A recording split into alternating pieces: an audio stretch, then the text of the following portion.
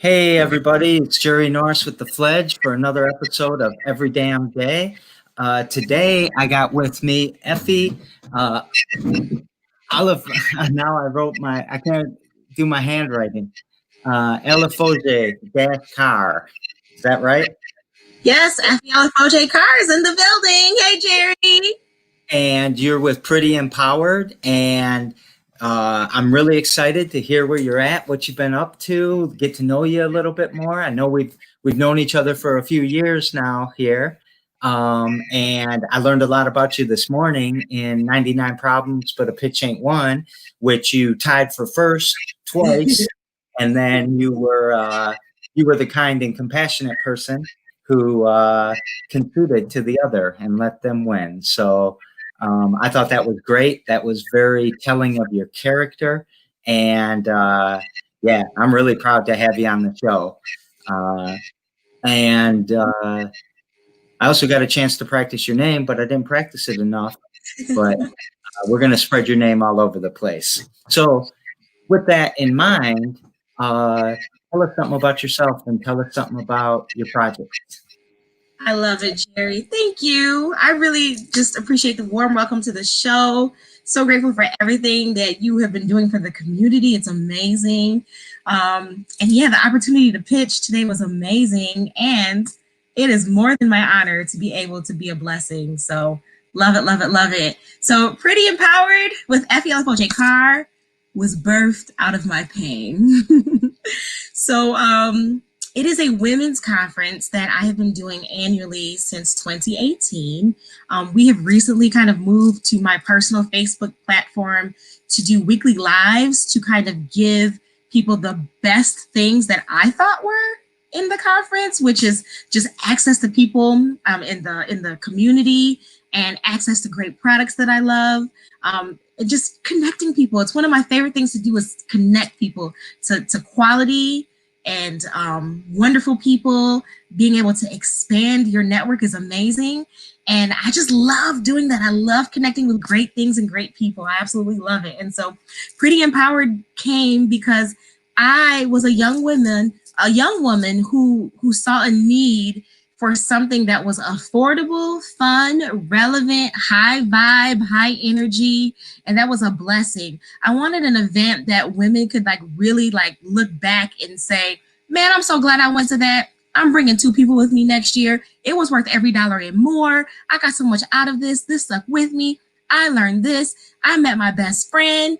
All of that. I wanted that kind of event, And honestly, being from the Detroit area and living here in East Lansing, I wanted something that was really, really relevant to the urban community. That's why a lot of what we do just puts a lot of Black women on the map. It's my goal. And also I wanted to build a platform. So I was getting invited to do all of these random speaking engagements at churches and MOPS groups. And MOPS stands for Mothers of Preschoolers, for those of you who may not know. I have a 7-year-old. He's the cutest thing ever. He's really pushed me into a lot of purpose. But I was getting invited to doing all of these speaking engagements, but I wanted more. I wanted to see something that would help other people in my circle, and I'm getting older. So that's kind of how Pretty Empowered came to be. It was just my brainchild of wanting to unite women, wanting to create platforms for myself and the people closest to me, and wanting to make sure that we had an opportunity to expand our networks in a fun way where, it's not all businessy and professional. We can let our hair down, very literally let our hair down, but have some fun in the process. And it be affordable, because who has $1,000 to invest always? And there's a point where that does come, but you don't always start off that way. And I don't want us to be forgotten. Those of us who need, those of us who are making, dollars out of nickels, we shouldn't be forgotten. So there's about 100 questions now I want to ask you from, so you said a son, right? Yeah. What's his name? His name is DeSavian Carr Jr. He is named after my handsome husband, and he's just handsome, and he's 7. I can tell he's cute already. So anyways, tell us about, you said it's a women's conference. What does that mean? Is it only women who can attend? Is it, what do you do? Like, what could someone who attends expect to see throughout the day or the days?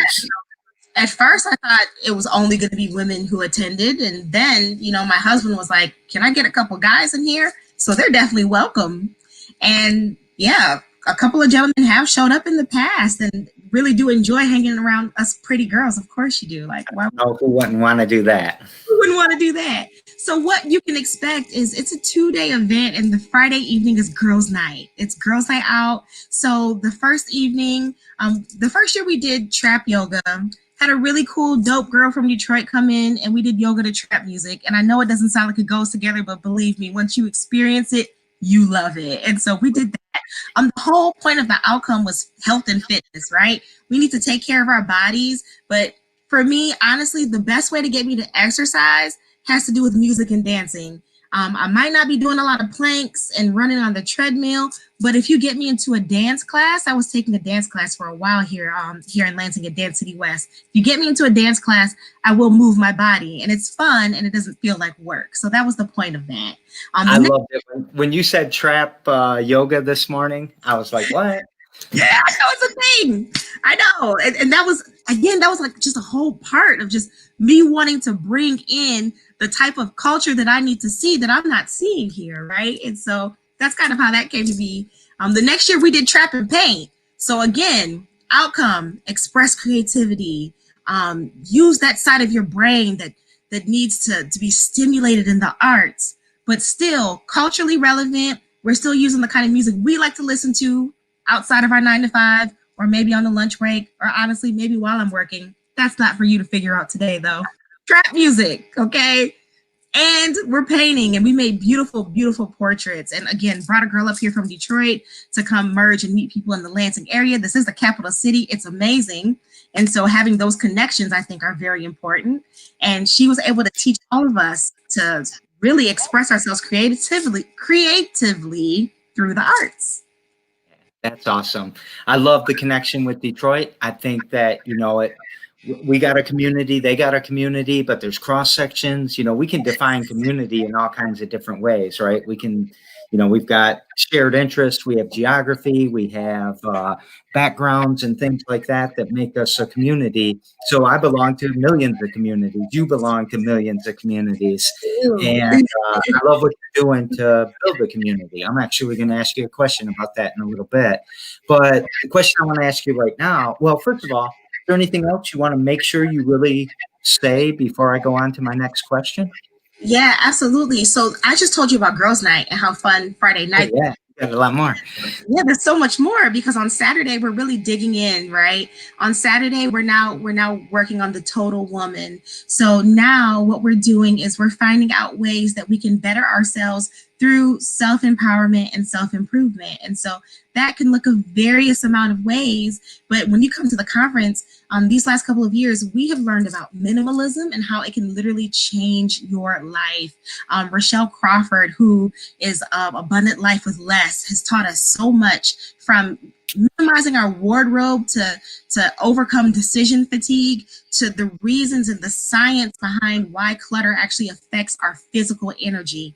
And so things like that were mind-blowing to me. We had Angie Soros teach us how to build a podcast from the ground up. So like, we have these everyday women who are making moves and making waves in their community and building a platform for themselves, taking the time out to come teach us what they're doing so we can implement those same steps and processes. Rochelle has built a successful blog. She is now about to be a published author, and she was a mom, an everyday mom. Angie has this podcast that's incredible for Black women. And that's just two examples. There's so many. Nichelle was able to teach us so much about her experience. So was Kathleen, about their experiences from culture and church and work and community, and how they made it all come together to make profitable income. It's been amazing, the stories that we've heard, and we make them diverse so that everybody can get a piece of the pie. Because again, my whole point is, if you have had some struggles, if you have maybe gone through a thing or two in this life, because this life is hard, let's be honest, you have an opportunity to let your hair down for a little bit and hear from other women who maybe have been through some similar things. We talk about domestic violence, we talk about sickle cell anemia, we talk about all kinds of different things that affect women and consequently affect their families. And so I think that's super important, because what's the point in gathering together for just fun when you're in the same space and you can talk business too, and you can talk about lifestyle, and you can talk about actual real problems that affect you on a daily basis. So that's the purpose. Well, first of all, I can see why your husband would want to come outside of being, these wonderful, pretty Black women, surrounded by that, because that sounds really interesting. And I could see where the business is fun too. So even though Friday night might be kind of the trap night and the fun night, sounds like Saturday would be a lot of fun. And to learn about that minimalism and how to do a podcast, I obviously don't know what I'm doing. So I could use some skill sets like that. So it sounds amazing. So we're going to put some information out there about it. We're going to, help you promote it a little bit and all of that. So we'll get the details out to people. But I want to go to my next question, if you don't mind. And it's the name of the show. Is there something you do every damn day that makes your project move forward in some way? Absolutely. The answer to this is yes, yes, yes. Every damn day, I have to take care of me. And that was a revelation that came in the last year. I was running on fumes. I was running on E, and I am my brand, right? It's me. The work that I do, the gathering of the people, the curating of the lived experiences to share with other people, that happens with me as the person who's connecting it all and connecting the dots. It was in very narrow danger of not happening this year because I wasn't able to take care of me. I was not taking care of myself. So every day I'm doing something to fill my cup, to make myself feel better. And it can be as simple. This sounds so crazy, but I literally started singing again. I had stopped singing from like childhood. And I'm not a singer, not like by any stretch of the imagination, but it was literally for my own self-care purposes and personal healing. I started singing again. So every day I do something, whether if it's sniffing something very pretty, right? Or even like down to like my showers, okay? Showers are not a luxury, but they should be luxurious. So things I'm calculated on taking care of my physical body. My body is a temple of the Holy Ghost. That's what the text tells us, right? And so I'm taking care of my body because this is the body that has to carry forth the message that's been given to me. This is the body that has to connect the people. And if I'm not in health, I can't do that. And it's been a journey, to be honest. It's been a journey of trial and error in eating, trial and error of products, just a journey. But I've really been on it, and I've been calculated every damn day. I love it. I love it. So then another thing that we do, so this will lead into the next question here, and it goes back to when we were talking about communities. Yesterday, Christian, who is with the Sylvan's Neighborhood Sustainable Community, wanted to ask you, who is your community and how do you help make your community stronger? I love it. My community consists of both Detroit and Lansing. I'm a girl living in two places. And so I do my best to take care of my people in both cities. I volunteer in both cities. I am tutoring in Lansing. I'm volunteering with the Nigerian community in Detroit, doing things from the Ronald McDonald House to picking up trash. I am here in Lansing working with different organizations to give back as best as possible. And that's how I take care of it. I take care of the people closest to me. I make a calculated effort to support Black businesses in both Detroit and Lansing. I am a little bit more consistent in supporting Black businesses in Lansing almost weekly, but that's just because of proximity. I do live here, so it makes it a little easier. And I'm usually doing online transactions in the Detroit area, but that's just my way of taking care of my community, is volunteering and putting my money back in. And again, just like my self-care has been calculated, I would say over the last 2 years, my finances have been calculated in going into the Black community in both of those cities, trying to buy local even. I feel like buying local from farmers. We go to the farmers market every week now, sometimes 2 farmers markets, because I'm really trying to really pour back in to what's in my, I don't know what the word is, proximity, what's in my sphere of influence, what's in my area. I don't know, what's local to me. That's been my thing as of late. I love it. You brought up abundance earlier, and one of the principles of abundance is, looking what's a mile around, a mile radius around you and supporting that and using the competencies and the skills. And I'm not saying stick to a mile, but that's just an example. And, you said earlier you elevate Black women, and before we got on the show, you showed me your earrings. And it makes me think. This is a little. I know we're being really happy and smiley, and those earrings are beautiful. Thanks for showing me them again because I got a better look this time. I just want to talk about Breonna Taylor for just a moment, and I want to, that I'm so frustrated with that, as I'm sure you are as well. And I also want to say that I recognize as not a Black woman, that a lot of heavy things are put on your shoulders right now. Very much so. And I know that it's the same with the Black men, but the women, I'm sorry, the women are always the strong. My wife is why I happen. She is my rock. She is my foundation. And I believe that women are wise, women are better leaders, that women are more intuitive, more patient, more compassionate. I don't think a woman's ever started a war. All these different things, we have a lot of masculinity problems that get really toxic. And I don't want to go down that rabbit hole too much, but I just wanted to say to you, thank you for doing what you're doing. And thank you for strengthening people that really need a lot of strength right now, or need a lot of help, or could use that help. This is not the year of the woman, with a lot of things that are happening. The burden of school is being put on the woman in the relationship. We've got one of the biggest women's rights advocates ever passed away a couple of days ago. We've got an attack on women from the right and from this, what's his name, 45. It's just what you're doing, I think, is super important right now and super critical, because if you're strengthening yourself and the Black women around you, you're strengthening the rest of us. So I want to say thank you before we go on to the next thing.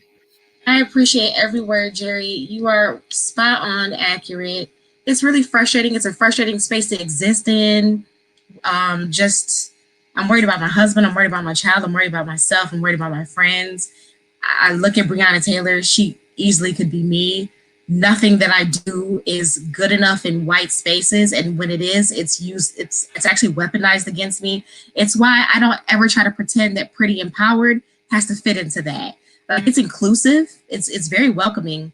Rochelle, who I mentioned is one of my favorites, she's Caucasian, right? She's one of my absolute favorites. And so I'm inclusive to a degree, right? Because I want to create safe spaces for Black women, but I don't try to pretend that this is supposed to fit into the white people's mold because of everything that you just shared. So I really appreciate you acknowledging that. I'm really big on safe spaces. I have a Facebook group called Black Breastfeeding Moms of Michigan because I was a breastfeeding mom. And I just didn't find enough representation or help that was culturally relevant. So I'm really big on that. And I just appreciate you acknowledging that and mentioning that because it's important. It's a big deal. And the space that we're coexisting with, the leadership that is going on in this country, or well, lack of leadership of the person who has the nerve to be in office right now, we need our cups to be full so that we can run forward in the work and clean up this mess. But it doesn't fall on us. It actually falls on our counterparts. So I need to be strong for me to build up those around me. And then I need those who look like you to do their work so that we can, kind of balance things out a bit. It's a lot. It's really tough. I'm going to try to do my work. And if you ever see me not doing my work right, you can nudge me in the right direction if you want. But I'm not putting that on you. That's on me. I love it. Thank you. I understand that. So now, tomorrow, Alex Malone, who is actually trying to get young people of color into the gaming industry a little bit more. It's not as an inclusive space as I would like it and he would like it. It's not. It can be very bullying in just the white on white kids, but then once you add like a black or a brown kid in there, it gets even worse. So he's trying to fix that problem. So he's into esports, and his company is Proven Esports Group. and you've got the opportunity to ask him a question, which I'll ask on your behalf tomorrow. What question would you like to ask Alex? I love it, Alex, and I love the work that he's doing, and I think that's important. So this is cool. I have a son who's interested in games, a husband who has, dabbled in gaming. So I'd be really interested to find out more about what he's doing for sure. So my question is, Alex, have you read anything lately? Is there a book that you have read that has helped you get more insight? I truly believe that leaders are readers, and so that's a big thing for me is reading. So is there any information that you may have picked up recently that might help you in that quest? All right, so I'll ask him that tomorrow, but I'm going to ask you that same question today. So if you don't mind, how would you answer that? Well, I'm reading a gazillion books at a time, which is not good. Very literally, I'm reading more than one book at a time. So this one is a parenting book. And then I'm finishing up this one, which is awesome. This is Ask, Bridge from Your Dreams to Your Destiny by Mark Victor Hansen and Crystal Dwyer Hansen. And so I highly recommend this book. I told you, so every damn day I'm working on myself, right? Because I'm my brand. And I had to do a lot of worth talk this year in 2020. I had to really, really elevate in terms of my worthiness. And so I am reading to do that very thing, to answer those questions. So yeah, and then parenting, because I'm parenting in a pandemic and that sucks. It's just BS. It's tough, huh?